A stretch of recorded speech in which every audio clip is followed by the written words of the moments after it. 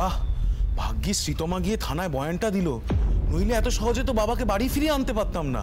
আরে শ্রীতমাটা না ফুল ফালতু, জানিস তো রায়। আরে এত বড় একটা ঘটনা ঘটে গেছে, আরে বলবি তো সবাই। আরে ওই কিডন্যাপের ভয় নাকি সব ডিমান্ড মেনে নিয়েছে। কাউকে শেয়ার না করলে একটা সলিউশন বেরোবে কি করে বলতো? রায়ানের বন্ধু বলে কথা, কি বার এক্সপেক্ট করা যায়? তুই থামবি, একদম ফালতু কথা বলবি না কিন্তু। একটা কথা আমি কিছুতেই বুঝতে পারছি না, আমাদের বিরুদ্ধে এত বড় ষড়যন্ত্র কে করতে পারে? সেটাই তো চিন্তার বিষয়।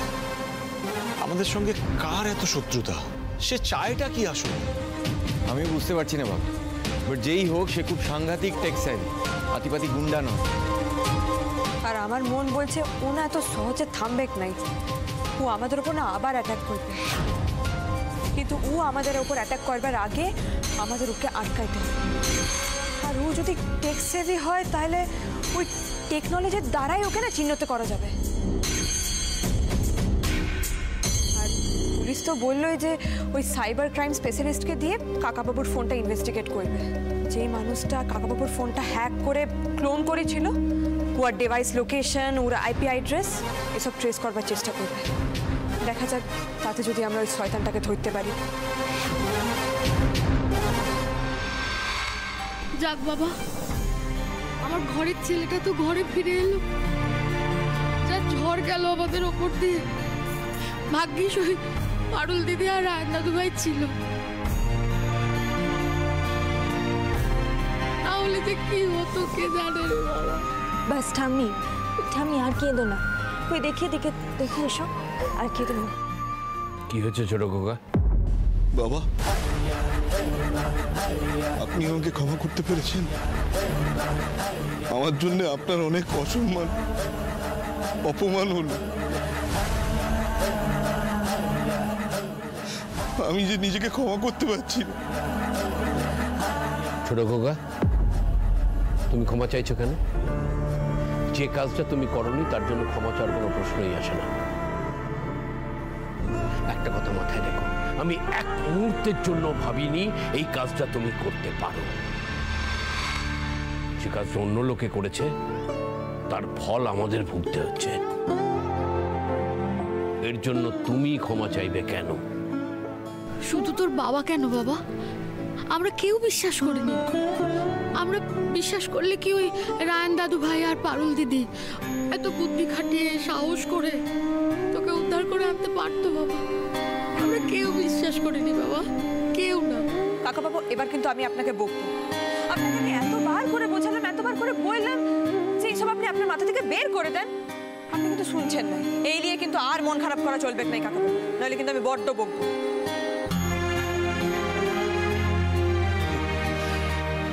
পারুল,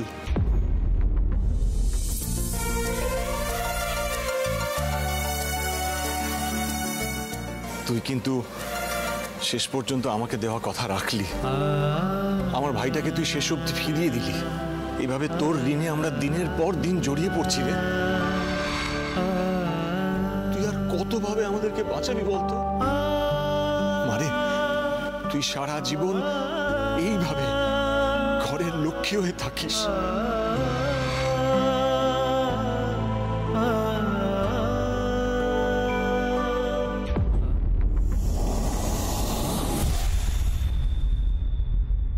একদম আমার সাথে কথা বলতে আসবে না।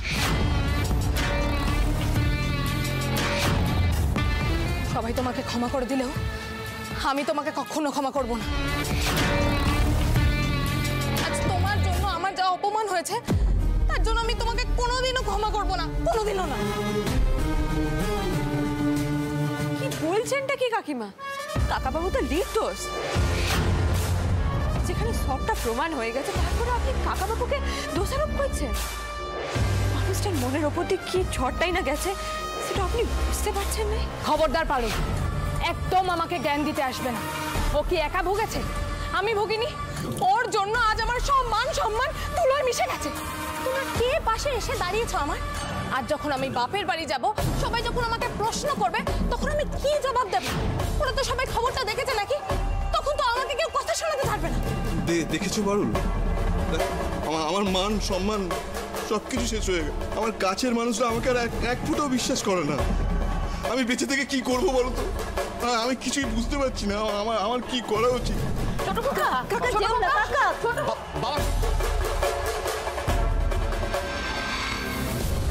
অদ্ভুত বিচার তো আপনার কাকিমা। একটা মানুষ কোনো দোষ করলো না, সেটা জানার পর তাকে অন্যের পাপে সাজা পেতে হবে, আর আপনি ওনার স্ত্রী হয়ে ওনার পাশে অব্দি দাঁড়াবেন না, এই দুনিয়ার সঙ্গে লড়বার সাহসটুকু দেখাবেন না। কি লড়বো? কতজনের সাথে লড়বো? খবর যা ছড়ানো তা তো ছড়িয়ে গেছে, মানুষ যা জানা তা তো জেনে গেছে। মানুষের বিশ্বাস তুমি পাল্টাবে কি করে? শুধু বড় বড় জ্ঞান দিলেই বাস্তব থেকে দূরে পালানো যায় না। কে কি বললো কি না বললো তাতে কি এসে যায় কাকিমা? আমরা পরিবারের সবাই আসল ব্যাপারটা তো জানি, তাই আমরা অন্তত বিশ্বাস করি মানুষটাকে। আমি ভেবেছিলাম আপনি হয়তো গোটা দুনিয়ার বিরুদ্ধে গিয়ে আপনার স্বামীকে বিশ্বাস যাবেন, ভেবেছিলাম ওনার পাশে দাঁড়াইবেন, কিন্তু যা দেখছি আপনার তা সাহস লাই কাকিমা। আপনি লোকে কি বলবে কি বিশ্বাস যাবে সেই নিয়ে ব্যস্ত, তাই আপনাকে পাল্টানো আমার কম লয়। তবে আপনার কাছে আমার এতটুকুই অনুরোধ, আপনি যদি এই সময় কাকাবাবুর প্রতি এতটুকু সহানুভূতি দেখান তাহলে কাকাবাবু একটু মানসিক শান্তি পেতে পারেন। ওইটুকু কি করা যায় কাকিমা?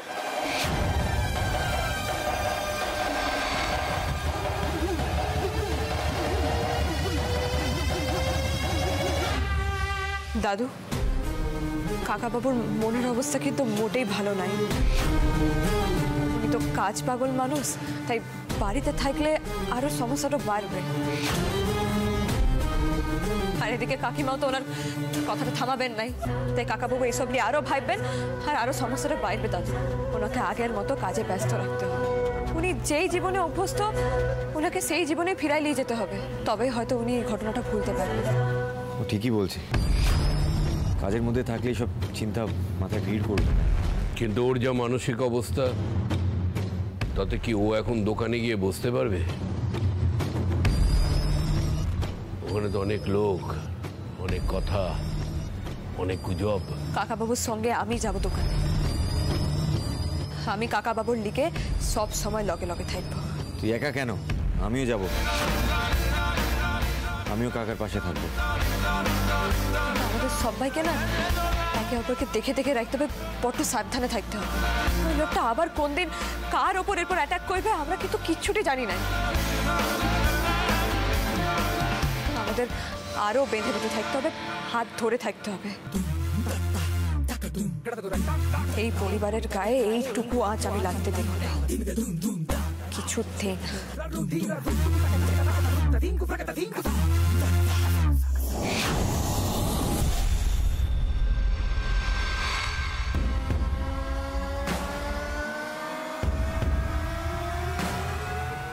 যাক বাবা, কাকাবাবু যে ডে টু ডে রুটিনে ফিরেছেন এটাই স্বস্তির। কাজের মধ্যে ব্যস্ত থাকলে না আগে সব বাজে স্মৃতিগুলো আস্তে আস্তে ভুলে যাবে। আমার মনে হয় এগুলো ওনার পছন্দ হবে না। আপনি এক কাজ করুন, এইটা গলায় পরে আয়নায় দেখুন তো, মনে হয় পছন্দ হবে আপনার। দাঁড়ান,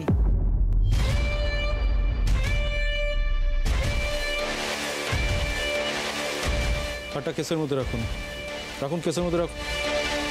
এখান থেকে আমরাই নিয়ে নিতে পারবো। একদম আমার মেয়েকে টাচ করবেন না।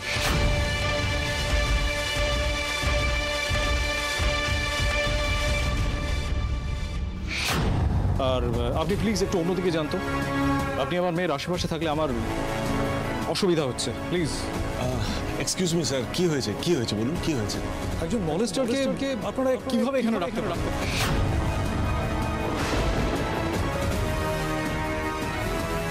আপনারা তো জানেন সোনার দোকানে মেয়েরাই আসে কেনাকাটা করার জন্য। এটা জানার পরেও ওনার মতো একজনকে আপনারা কি করে এখানে রাখতে পারেন?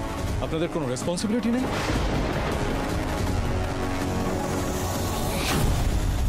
আরে সেই লোকটা না যে মেয়ের কেসে ফেসেছিল, আবার ছাড়াও পেয়ে গেল।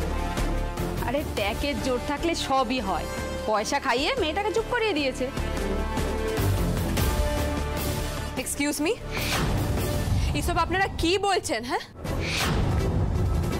আপনারা এভাবে না জেনে শুনে কোনো ভদ্র লোককে এভাবে মলেস্টার হিসেবে দাগায় দিতে পারেন নাই। কিন্তু এভাবে কোনো মানুষের সম্মানহানিও আপনারা করতে পারেন নাই। আরে সম্মানের কথা ছাড়ুন, সম্মানের কথাই যদি মাথায় থাকতো তাহলে এই সমস্ত কাজ করার আগে উনি একবার ভাবতেন। Ma'am hold on I beg your pardon ma'am please. আগে একটু ইনফর্মড হন, তারপর পাবলিকলি এসব কথা বলুন। ওনাকে না আইন মুক্তি দিয়েছে, প্রপার প্রুফ দেওয়া হয়েছে, এসবের সাথে উনি যুক্ত নন। So please be little careful, little responsible before speaking about anyone in public. আরে বসাই রাখুন তো আপনার আইন। সব আইনের ফাঁক দিয়ে এই দোষীরা কিভাবে ছাড়া পেয়ে যেতে পারে সেটা আবার খুব ভালো করে জানা আছে। আরে কাগজপত্র আমরাও পড়ি, বুঝলেন? স্যার প্লিজ আমি আপনাকে আবার বলছি। রায়ান প্লিজ চুপ কর থাম ওনারা কাস্টমার, লক্ষ্মী আমাদের। দেখ কথায় কথা বাড়বে, বাবা রয়েছেন দোকানের মধ্যে, কাস্টমারের সাথে বাগবিতণ্ডায় জড়িয়ে লাভ নেই। বাবা এটা মেনটেন করেন, লক্ষ্মীর সাথে বিবাদ করতে নেই।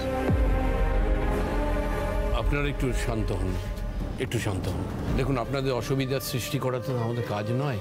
আপনারা প্রত্যেকে স্বর্ণময়ী জুয়েলার্সের একদম মূল্যবান গ্রাহক। তবে একটা কথা আমি আপনাদের খুব জোর দিয়ে বলতে পারি, আমি জীবনে কোনোদিন কাউকে ঠকাইনি, না মানুষে না সোনায়। আমার প্রত্যেকটা ছেলে এক একটা খাঁটি সোনা। দয়া করে আমার কথা বিশ্বাস করে দেখুন, আপনারা কেউ ঠকবেন না, আমি কথা দিচ্ছি।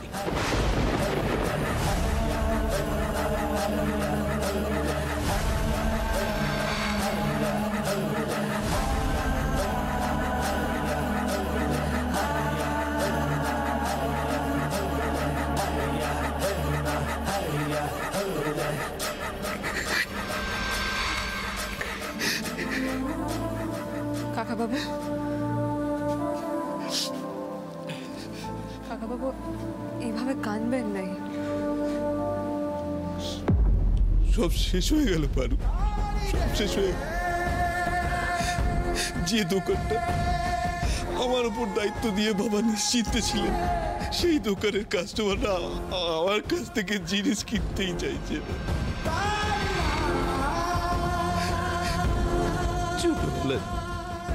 ছোটবেলায় মাকে হারিয়েছি, বাবাও চলে গেল। যে মানুষটা আমাকে বাবা স্নেহ দিয়ে বড় করলেন, তার সম্মানটা আমি ধুলোয় বিছিয়ে দিলাম। আমার তো থাকার মধ্যে শুধু মান আর সম্মান। সেই মান সম্মান হারিয়ে আমি কোথায় গিয়ে দাঁড়াবো পারু?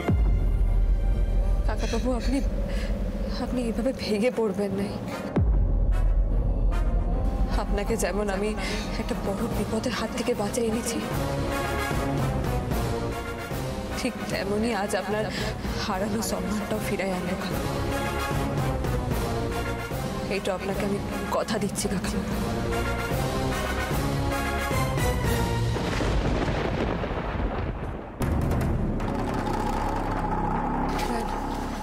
রিপোর্টারগুলো সিরিনের বন্ধু বলছিলিস না?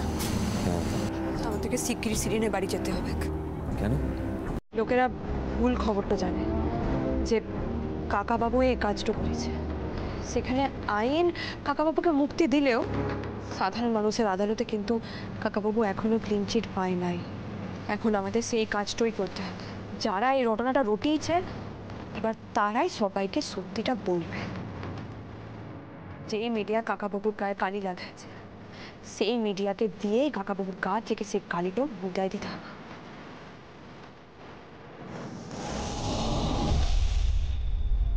দেখেছো রুক্মিণী, তোমাকে বলেছিলাম না যে তুমি বোনের উপর ভরসাটা রাখো।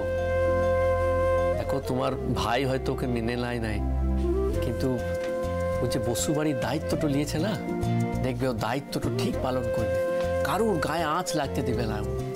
হ্যাঁ গো, পারুল ওই বাড়ির সবার জন্য অনেক কিছু করেছে, সবাইকে আপন করে নিয়েছে, আবার সবার পাশে থাকার দায়িত্ব মন থেকে পালন করছে। এবার কালকে আমাকেও আমার দায়িত্বটা পালন করতে হবে, বুঝলেন? আর দায়িত্ব মানে? তবে কি তুমিও এই বাড়ির সবাইকে আপন করে নিলে? এবার কি তবে তুমিও এই বাড়ির বউয়ের দায়িত্ব পালন করবে রুক্মিণী? মানে তোমার দায়িত্ব মানে আমি ঠিক বুঝতে পারলাম না। আমার দায়িত্ব মানে ওই যে মালতীর রান্নার ভিডিও করে যে টাকাটা পাওয়া গেছে, সেটা তো অ্যাকাউন্টে ক্রেডিট হয়ে গেছে। এবার ওই টাকাগুলোকে মালতীর কাজে লাগাতে হবে তো নাকি? বেচারি এই চেষ্টাও দেয়নি, তাই আমি কালকে ওকে নিয়ে যাব ডিস্টেন্সে ওর এইচএস কোর্সের অ্যাডমিশনের জন্য একাডেমিতে। বাবা, তো দমে ভালো ভালো খবর শুনছি গো আজকে, মনটা তো খুশি হয়ে যাচ্ছে। নতুন বৌদি, ও নতুন বৌদি, কি হয়েছে মালতী? নতুন বৌদি, আমি আর উচ্চ মাধ্যমিকটা দিতে পারবো লাই গো, আমি আর পড়তে পারবো লাই। কেন, কি হয়েছে বলো মালতী, সেটা তো আগে বলো। আমার বর মত দিবে লাই গো কিছুতেই, ও যদি জানতে পারে আমাকে কাটে কুচি কুচি করে ভাসাইন দেবে। না না, আমাকে মাফ করো গো, আমি আর লেখাপড়াটা করতে পারবো লাই। কেন হবে লাই? তুমি লেখাপড়া করবে তাতে চঞ্চলি আর কি বটে? তোর কি অসুবিধা হচ্ছে? শোনো, ওসব তুমি কিছু চিন্তা করো লাই, আমি ওর সাথে কথা বলবো। না না মাস্টারদা, তোমরা ওকে কিছু বলতে চাও লাই, তোমরা আমার জন্য আর তো কিছু ভাবো লাই। এই যে ফর্মটা,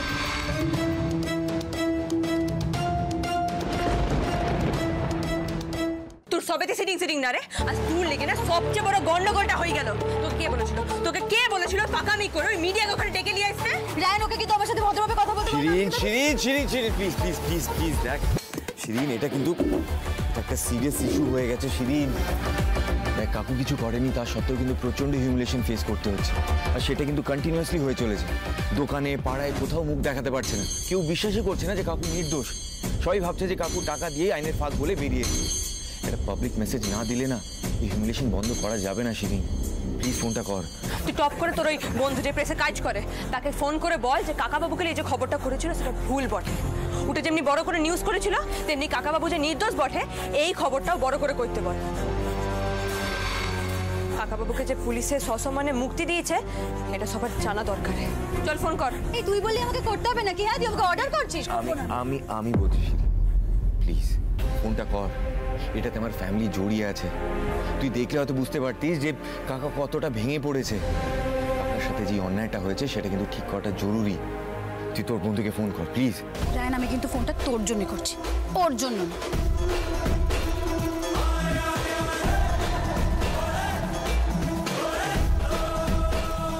আচ্ছা, কাল তাহলে আমরা গ্লোবাল ওয়ার্মিং নিয়ে ডিবেট শোটা করছি। ওকে, প্যানেলিস্টদের মধ্যে কাকে কাকে রাখছি আমরা? হ্যাঁ স্যার, প্যানেলিস্টদের মধ্যে রয়েছে পরিবেশবিদ ডক্টর সুধীন্দ্র রয় আর অ্যাক্টিভিস্ট মিসেস অনুরাধা দত্ত। শিরিন এই সময়? স্যার, একটা ফোন রিসিভ করে নেব প্লিজ। লাস্ট লেটেস্ট নিউজের related call, maybe it's urgent. Please. Okay sir, thank you. হ্যাঁ শিরিন বল। হ্যাঁ শোন, তুই এক্ষুনি তোর এডিটরের সাথে কথা বল। মনোজিৎ বসু কিন্তু ছাড়া পেয়ে গেছে, আর এই সব কিছুর পেছনে অন্য একজন ছিল। পুলিশ তাকে ট্রেসও করেছে কিন্তু ধরতে পারেনি, সে পুলিশের চোখে ধুলো দিয়ে পালিয়ে গেছে। আর এই একনলেজমেন্টটা তোরা না করলে কাকুর খুব হিউমিলেশন হচ্ছে রে। তো প্লিজ তোরা এটাকে নিয়ে একটা পজিটিভ নিউজ বের কর, যাতে সবাই জানতে পারে যে কাকুর নির্দোষ, নাহলে তো কেউ জানতেই পারবে না। আচ্ছা আচ্ছা ঠিক আছে, আমি দেখছি, আমি স্যারের সাথে কথা বলে তোকে জানাচ্ছি। হ্যাঁ প্লিজ একটু দেখ। স্যার, মনোজিৎ বসুর কেসটা নিয়ে একটু কথা ছিল।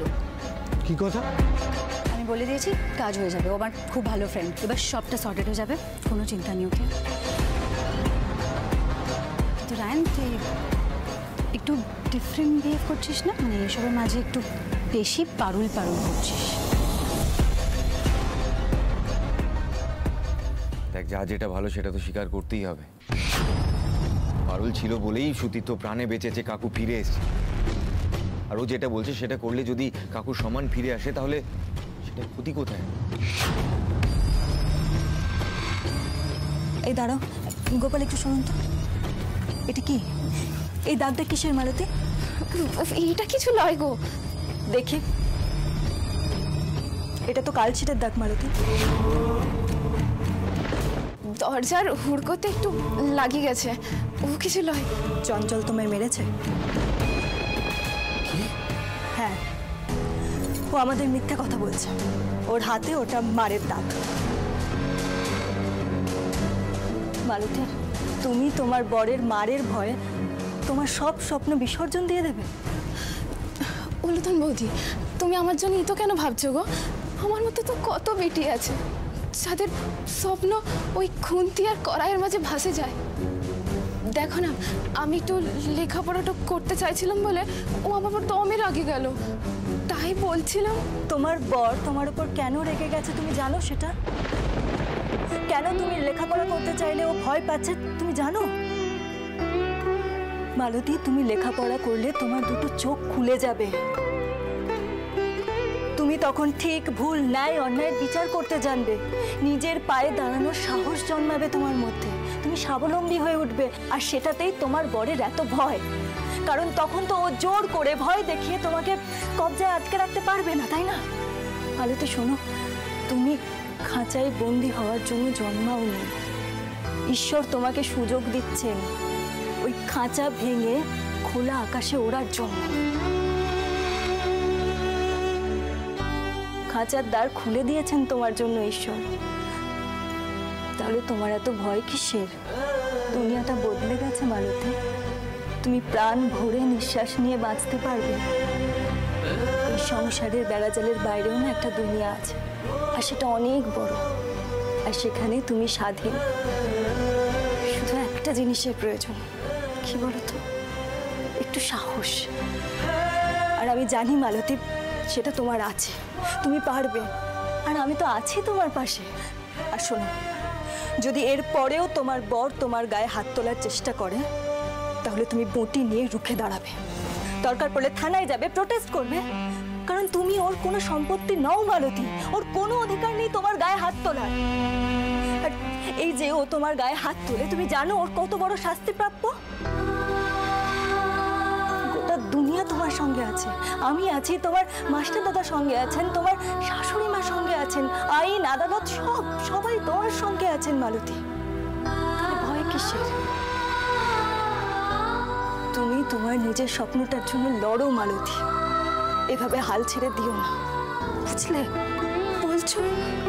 কাল সকাল সকাল তুমি আমার কাছে চলে এসো, তোমার টাকাটা আমার কাছেই আছে, আমরা টাউনে যাব, ওখানে গিয়ে তোমাকে ভর্তি করিয়ে দেবো, কেমন? আমি লয় রুক্মিণী, বলো আমরা। মালতীর এই নতুন শুরুটাতে আমি রয়েছি তোমার সাথে সব সময়। কালকে আমরা দুজনে যাবো তোকে ভর্তি করতে, আমি দেখি কে আটকায়। কিন্তু সলিউশন তো শেষে আমার কাছে এসেই বেরোলো, দেখলে তো আমার ক্ষমতা, সেটা তোকে আমার কাছেই ফিরে আসতে হলো। তাই আমার কন্ট্রিবিউশনটা প্লিজ ভুলে যাস না। সবই পারুলই করেছে আর আমি কিছুই করিনি, এটা প্লিজ মাথা থেকে বার করে দিস। আমি জানি তুই এটাই ভাবিস, তাই না? আমার কিন্তু এক কলেই কাজ হয়ে গেল। ফোনটা ধর না। ধরছি তো, দাঁড়া, লাউড স্পিকারে দিচ্ছি। হ্যাঁ, তোর কথা হলো এডিটরের সাথে? কি অবস্থা বল না, হয়ে যাবে তো কাজটা? সরি শিরিন, স্যারের সাথে কথা হলো, স্যার বললেন যে মনোজিৎ বসুর কেসটা নিয়ে কোনো নিউজ করতে পারবেন না। হোয়াট? কিন্তু কেন? স্যার বললেন যে এই নিউজের কোনো বিক্রিই নেই, আর লোকে জেলে যাওয়ার নিউজ ক্যাচ করে, কারো নির্দোষ হওয়ার খবর নিয়ে কাউকে কখনো মাতামাতি করতে দেখেছিস? তুই এটা কি বলছিস? এটুকু করতে পারবি না? This is insane. Please please please please একটু ট্রাই কর প্লিজ। সরি শিরিন, আমার কিছু করার নেই, এটা তো আমার জব। বল, আমি তোকে পরে ফোন করছি, কেমন? হ্যালো, শোন না, শোন। জানতাম তোর দ্বারা না কিচ্ছু হবে না সিরিং, আমি জানতাম এটা। তুই শুধু না সাজানো জিনিসটা ভাঙতে জানিস, করতে জানিস না। আমাদের না এখন এখানে সময় নষ্ট করে লাভ নাই, আমাদের ডিরেক্ট ওই লাইভ নিউজের অফিসে যেতে হবে। অপদার্থটা শুধু মুখে বড় বড় জ্ঞান দিস। চল রায়, চল।